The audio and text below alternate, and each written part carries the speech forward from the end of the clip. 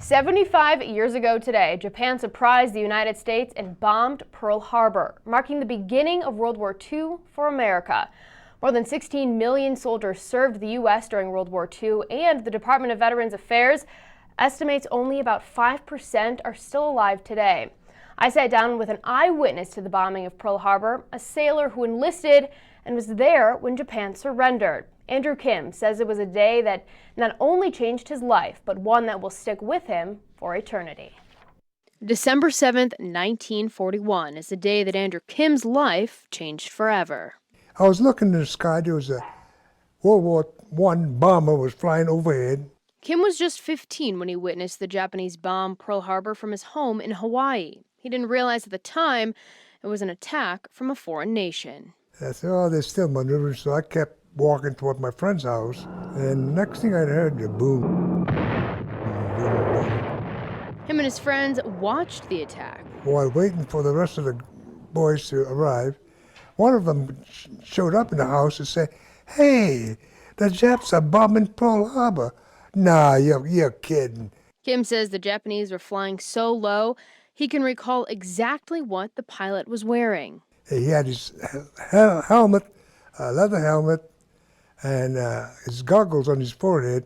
Kim's age may have kept him from enlisting immediately after the attack, but it spurred him to volunteer. Couldn't go join the service, but the least I could do is help the war effort. From helping feed soldiers to carrying the dead and wounded after the attack, the human cost of the war was burned into his mind. And watching the bodies stacked on a pickup truck bouncing off, either they're wounded or dead. They had not enough ambulance to take care of all the dead and wounded.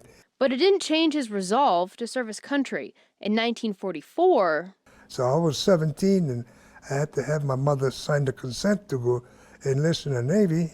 Didn't have no basic training, didn't know how to march, no nothing, didn't know anything about the Navy. There's your ship, get onto it. Over the next year, Kim would be tapped by the U.S. government for training as a spy, as he was of Korean descent and spoke fluent Japanese. Privately interviewed on a hush-hush, I would infiltrate in Japan as a spy prior to making an invasion. However, he would never get the opportunity to use that training. The U.S. dropped the atomic bombs on Hiroshima and Nagasaki on August 6th and 9th in 1945. 6 days later, the Japanese surrendered. So that saved us from invading and losing 1 million personnel trying to conquer Japan.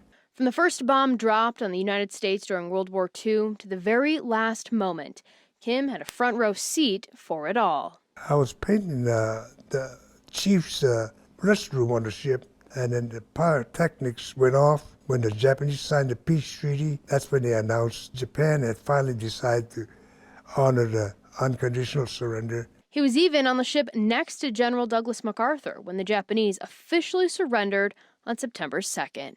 So I'm still here after 75 years. It'll be etched in my mind. I'll never forget it until the day I die. December 7th, 1941. A date which will live in infamy. And the Pearl Harbor National Monument in Hawaii is home to the USS Arizona, which burned for 3 days and 3 nights after being attacked. The Arizona is still underwater and continues to spill up to 9 quarts of oil into the harbor every day. You can read more about Kim's experiences in the war on our website. Just log on to ktvh.com.